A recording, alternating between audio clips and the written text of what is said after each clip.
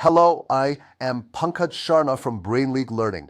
Today we will understand what the derivative means and why we call it a rate of change. First, let's understand the idea of change.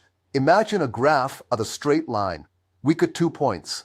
The vertical change is called delta y, and the horizontal change is called delta x. The average rate of change is the slope between the 2 points.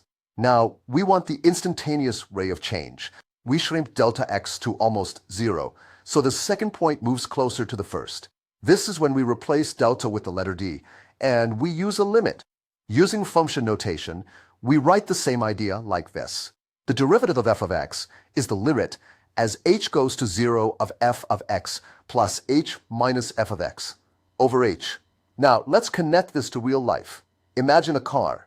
If you drive 100 kilometers in 2 hours, your average speed is 50 kilometers per hour.